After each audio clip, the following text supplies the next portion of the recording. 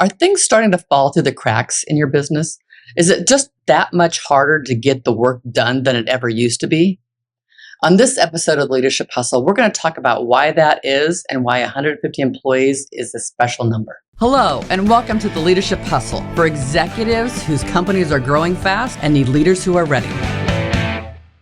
Hi there, and welcome back to this episode of the Leadership Hustle. I'm Andrea Fredrickson. And I'm Michelle Hill. And we're back together again. And we're going to do something a little different than what we've done before. And we're going to do a two-part topic. And this topic is specifically geared toward the companies that are starting to notice that they're struggling with things falling through the cracks and people not knowing for sure what rules they're going through or what rules to follow or who's supposed to do what and all that stuff. So I didn't know I was responsible. Yeah. In fact, when we were getting ready to work through this episode, I was thinking on the drive back over here actually about the number of companies that reach out to us when they are hitting that 80 employee, 100 employee for sure, but 100 employee to 120 employees that they're starting to reach out to us. And granted, we have companies that have thousands, and we have companies that are, under 50 employees, but there's a large number of folks that reach out to us in this, I'm going to say 70 employees to 175, 200 employees. And when we looked at this topic, it was, is this really a thing? I'm like, oh, yes, this is really a thing. In fact, I've had people recently call or email, one of each actually, and ask, so this 150 employees, this is when companies break. Is this a fact? I'm like, well, it doesn't have to be, right? Depends on how proactive you are, I guess. So yeah, there is something about this. Okay, so when you think about that 150, why? What's the 150? Like, why is it that number? That magic number. Yeah, that magic number. Yeah, they've done some research. They call this the Dunbar effect, where what the research shows is that people struggle to maintain good, solid, trusting relationships beyond the number of 150. And so when you have a company of, here's the owner, they started, and there's so much that happens where they may have put some layers in, but all the relationships and all the things that are happening inside the business is relationship centric and not process centric. And people will ask me sometimes, but it's not the owner that has to have 150 employees. Well, there's also something to be said about, in years where there were groups of people that lived together out on the plains, right? That they would have, when you got larger than 150, it was harder to protect that number of people, and it was hard to know how many people need to be fed and all the things that come along with that. So we'd have to start splitting off into smaller groups. And so there's a lot to be said about this 150 number that rings true. That doesn't mean you can't move on because there are other stages that we're not necessarily going to talk about today. Yeah.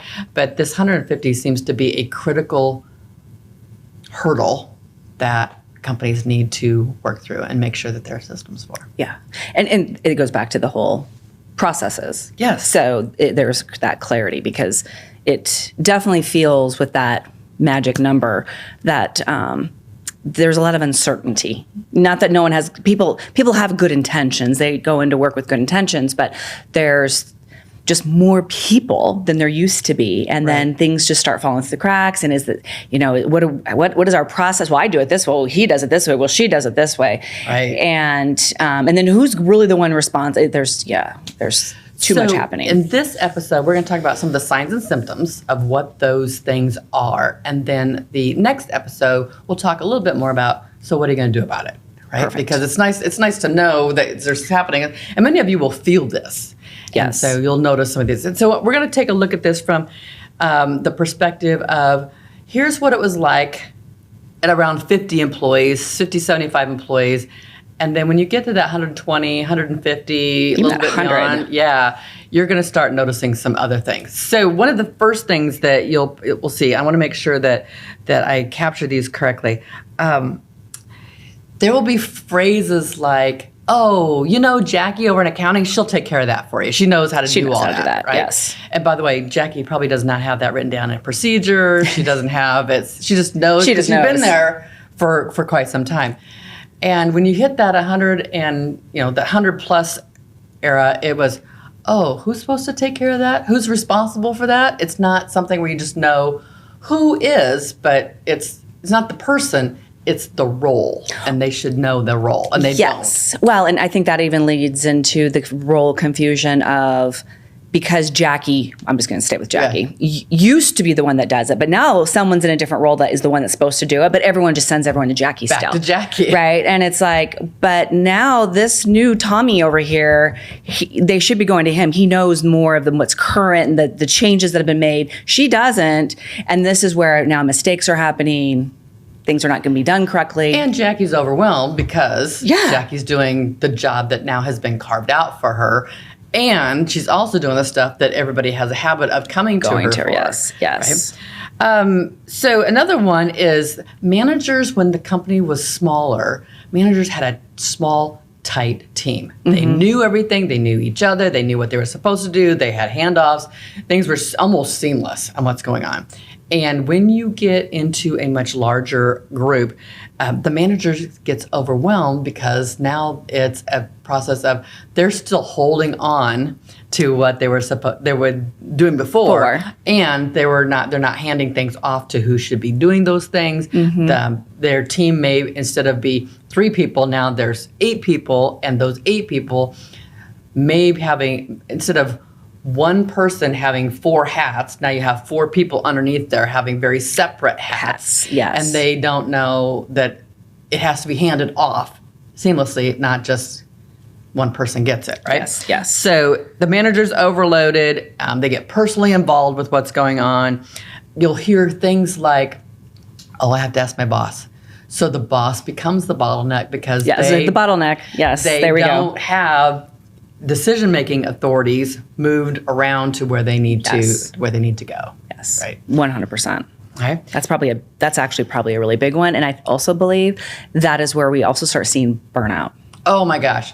So the burnout, you'll start seeing that because managers are still trying to manage the way they did when the group and their team was smaller. Yes, or maybe they've put another layer in there, but they haven't clearly articulated to the supervisor what maybe their decision-making authority is. So now there's bosses having to approve other things above other things, and seeing things, CC me on this, and it's like, make sure you gotta keep them in the loop. Oh, and then I can't. Then you also, there's definitely the, what do you want to call it? It's the, I don't want to say owners. It is. It's. They don't feel like, the employees don't feel like they have ownership of it. So then there's not that personal accountability where, because it's the manager just not able to let go. Right. So, when your company is small, or say 50 employees, what you'll notice is that the culture gets caught. Meaning you notice it, people are talking about it all the time. It's like, yes, that was exactly, we do things together, we do things as a big group, we go off-site and do things. But when you get to be that larger organization, it's much harder to do there. And so you'll hear things like, we're not like we used to be. Our company's not the way it used to be. I'm guessing you've heard that in some of the clients that you coach. Yes, that's very common. It's just not what it used to be. And that's where you get more silos as well, because they're still wanting to do those things they did at a smaller scale, right? And so they're doing it within their team versus everyone.